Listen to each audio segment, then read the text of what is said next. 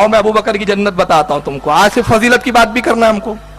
نزہۃ المجالس علامہ عبد الرحمن صفوری نقل کرتے ہیں کہ شجر طوبہ ایک درخت ہے جنت کا, اور اس درخت کے نیچے فرشتوں کا اجتماع ہوا. اور یہ درخت طوبہ کیا ہے, اس کی یہ اتنا بڑا درخت ہے کہ اس کی تمام شاخیں جنت میں پھیلی ہوئی ہے, اور اس میں جتنے پھل ہیں سب جنت میں موجود ہے. بہت بڑا درخت ہے طوبہ کا. اللہ کے نبی فرماتے ہیں کہ لوگوں, شجر طوبہ کے نیچے فرشتوں کا اجتماع ہوا اور فرشتوں نے دعا کی.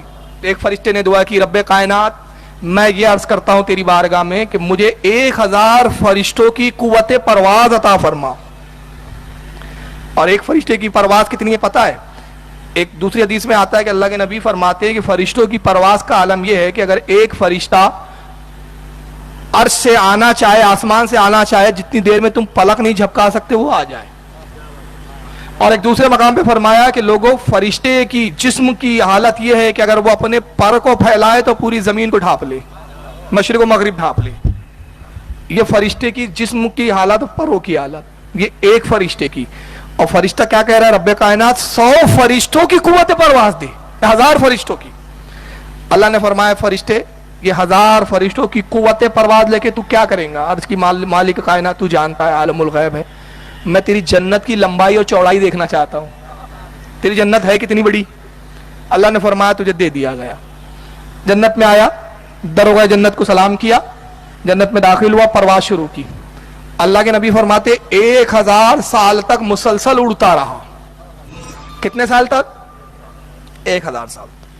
پھر قیام کیا ایک جگہ, 2 رکعت شکرانہ ادا کیا اللہ کی بارگاہ میں, رب کائنات میں نے تیری جنت کو 1000 سال سے اڑتے اڑتے دیکھ رہا ہوں, پرواز کرتے ہوئے تیری جنت کو ملاحظہ کر رہا ہوں, تیرا شکر ہے مولا. پھر پرواز شروع کی. پھر اللہ کے نبی کہتے ہیں 1000 سال تک پھر اڑتا رہا. پھر قیام کیا, پھر 2 رکعت شکرانہ اس نے کیا, ادا کیا, پھر سجدے کیے. عرض کیا مولا 2000 سال ہو گئے, تیری جنت کو میں دیکھ رہا ہوں مگر تیری جنت کی انتہا میری سمجھ میں نہیں آئی. مولا تیرا شکر ہے, تیری جنت کتنی حسین ہے, جیسے جیسے آگے بڑھتا ہوں حسین جنت ہوتے جاتی ہے, پہلے سے زیادہ بہتر جنت کو پاتا ہوں. پھر اڑا. اللہ کے نبی کہتے ہیں اب تیسری بار 1000 سال پھر اڑا, اور پھر 3000 سال ہو چکے تھے. جب قیام کیا تو ایک محل کو دیکھا کہ ایک حور ہے, محل میں سے جھانک رہی ہے, بڑی حسین و جمیل حور ہے, اتنی خوبصورت حور کہ وہ فرشتہ کہتا ہے, اللہ کے نبی فرماتے ہیں کہ اس فرشتے نے پوری جنت میں اس سے زیادہ حسین حور دیکھا ہی نہیں تھا, اتنی حسین حور. وہ حور کی طرف متوجہ ہوا, قریب پہنچا, سلام کیا حور کو, کہا حور قسم وحدہ لا شریک کی, قسم اس رب کائنات کی جس نے مجھے پیدا کیا, جس نے تجھے حسن جمال دیا, اے حور میں جنت کو 3000 سال سے دیکھ رہا ہوں مگر 3000 سال ہو گئے میں نے تجھ سے زیادہ حسین حور نہیں دیکھا, تجھ سے زیادہ حسن و جمال والی حور نہیں دیکھا. بتا تیرا نام کیا ہے؟ اے حور بتا تو کس کے لیے مقدر ہے, تیرا شوہر کون ہے؟ وہ کہتی ہے میرے شوہر کو تو ابھی پیدا ہونا ہے, ابھی تو اس کی ولادت کو کافی عرصہ باقی ہے. کہا کون ہے جو تیرا شوہر پیدا ہونے والا ہے, جس کے تو انتظار میں ہے؟ کہا سن اے فرشتے, آخری نبی نبی کریم صلی اللہ علیہ وسلم دنیا میں مبعوث ہوں گے, ان کے 4 اہم ساتھی ہوں گے, ان میں سب سے افضل ابو بکر صدیق ہوں گے. میں ابو بکر کی دلہن بننے والی ہوں, میں ابو بکر کی حور ہوں, میں ان کی بیوی ہوں اور اپنے شوہر کے انتظار میں ہوں. فرشتے نے کہا کہ مبارک ہو تجھے ابو بکر جیسا شوہر, اور مبارک ہو ابو بکر کو تجھ جیسی دلہن. مگر اے حور یہ بتا تو جس محل میں برسوں سے رہتی ہے, جنت میں رہتی ہے, میں جنت کی لمبائی چوڑائی دیکھنے نکلا ہوں, 3000 سال ہو گئے مجھے اڑتے ہوئے, مجھے پتہ نہیں جنت کتنی بڑی ہے, بتا اور جنت کتنی بڑی ہے. حور مسکرا کے کہتی ہے اے فرشتے 3000 سال سے تو اڑ رہا ہے, سن جنت کی لمبائی اور چوڑائی مجھے نہیں معلوم, اس کی ابتدا اور انتہا نہیں معلوم, صرف اتنا جانتی ہوں جتنے عرصے سے تو جس جنت میں سیر کر رہا ہے یہ وہ تمام جنت کا ایک حصہ ہے, 10واں حصہ ہے جو ابو بکر صدیق کو ملنے والا ہے. تو نے تو ابو بکر صدیق کی پوری جنت ہی ابھی دیکھی نہیں ہے. جو ابو بکر صدیق کو جنت ملنے والی ہے وہ 3000 سالوں میں ختم نہیں ہو رہی ہے, اور نبی جنت کی طلب میں بڑھے مگر جہنم آ گئی. یہ ہے عقیدہ باطل. اور اگر اس حدیث پر کسی کو اعتماد نہ ہو, کیونکہ بھائی صحیح حدیث کا بڑا بھوت آ گیا ہے, ہر وہ حدیث جو بخاری مسلم میں ان کو نہ ملے وہ ضعیف ہو جاتی ہے, تو چلو بخاری سے بھی ان کا بخار اتارتا ہوں. بخاری شریف کتاب التوحید, امام بخاری کہتے ہیں کہ اللہ کے رسول نے ارشاد فرمایا قیامت کے دن جہنمی جب جہنم میں چلے جائیں گے اللہ کے رسول شفاعت فرمائیں گے, تو نبی کی شفاعت سے سب سے آخر میں جو جہنم سے نکلیں گا، سب سے آخر میں، اب اس کے بعد کسی کی شفاعت نہیں ہونا ہے، جو ہمیشہ جہنم میں ہے جہنم میں ہے، جو جنت میں جنت میں، آخری جس کی شفاعت ہوں گی۔ اب اندازہ لگائیے جس کو جنت سے جہنم سے سب سے آخر میں نکالا جا رہا ہے، اس کا عالم کیا ہوگا، کتنا بڑا گناہگار ہوں گا، کتنا بڑا پاپی ہوں گا کہ سب سے آخر میں شفاعت ہو رہی ہے۔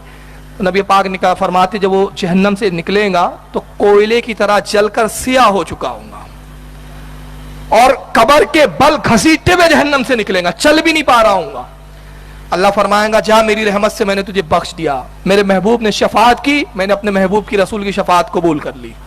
دریائے نور میں غوطہ لگائیں گا۔ اللہ کے نبی فرماتے ایسا تر و تازہ ہوں گا جیسے آج اس کی ماں نے اس کو جنا ہو، اتنا حسین ہوں گا۔ اللہ فرمائے گا جا جنت میں جائیں گا، دروغہ جنت سے کہیں گا اے دروغہ جنت، اس سے پہلے کہ میں جنت میں داخل ہوں تو مجھے یہیں سے دکھا میری جنت کتنی بڑی ہے۔ اور اللہ کے رسول نے وہاں پھر مسکرایا اور ارشاد فرمایا انسان بڑا مطلبی ہے، ابھی اتنے عذاب سے آیا جو مل جائے غنیمت، مگر وہاں بھی لین دین کر رہا ہے۔ کہتا بتا کتنی جنت ہے، دروغہ جہنم کہیں گا تجھے ایک دنیا کے برابر جنت دی گئی، یعنی جتنی ہماری بڑی دنیا ہے نا، جس میں امریکہ، انگلینڈ، انڈیا، پاکستان، جتنے ممالک آ گئے، 3 حصہ پانی آ گیا، 1 حصہ خشکی آ گیا، یہ پوری دنیا کے برابر تجھے جنت دی گئی۔ وہ کہیں گا بس اتنی سی، بس اتنی سی۔ پھر اللہ کے نبی نے تلاوت کی قرآن کی آیت کی، مفہوم یہ ہے اس کا کہ انسان بڑا ناشکرا ہے۔ فرشتہ کہیں گا ہاں تجھے تو اتنی دی گئی، تو غنیمت سمجھ تجھے بخش دیا گیا۔ وہ کہیں گا میں دیکھتا ہوں لوگوں کے پاس اس سے بڑی بڑی جگہ ہے۔ تو اللہ فرمائے گا اے فرشتے میں نے اس کے لیے جنت کی، اے دروغہ جنت میں نے اس کی جنت کی وسعت کی، اسے کہے اپنی جنت میں داخل ہو جا، دنیا کے 10 گنا اور زیادہ تجھے جنت دے دی گئی ہے۔ اب آپ بتائیے، یہ بخاری کی حدیث ہے، تو بھائی جو آخری میں جنت میں جا رہا ہے اس کا عالم یہ ہے کہ 10 دنیا کے برابر تو ابو بکر صدیق ہے، اور وہ ابو بکر ہے جن کے بارے میں اللہ کے نبی نے فرمایا کہ اگر میری پوری امت کا ایمان ایک پلے میں رکھ دیا جائے اور دوسرے پلے میں میرے ابو بکر کا ایمان رکھ دیا جائے تو میرے ابو بکر کا ایمان سب پر بھاری ہے۔ ایک مقام پہ فرمایا لوگوں ایمان کے 70 دروازے ہیں اور ابو بکر ہر دروازے سے داخل ہو چکا۔ ایک مقام پہ فرمایا لوگوں کسی کا نبی پر احسان نہیں کہ جس نے نبی پر احسان کیا ہو اور نبی نے اس کا احسان نہ چکایا ہو سوائے ابو بکر کے، کہ ابو بکر نے جو مجھ پر احسان کیا میں نے اس کے احسان کا بدلہ نہیں دیا، اس کا بدلہ میں آخرت کے دن دوں گا۔ یہ ابو بکر کا مقام ہے۔ تو ابو بکر صدیق جو نبی کے غلام ہیں ان کی جنتوں کا یہ عالم ہے، تو نبی کی جنت کا کیا عالم ہوگا؟ مگر ان لوگوں کا عقیدہ اس کے برعکس کیا ہے؟ معاذ اللہ نبی کا سایہ جہنم میں ہے، نبی کو کوئی اختیار نہیں ہے۔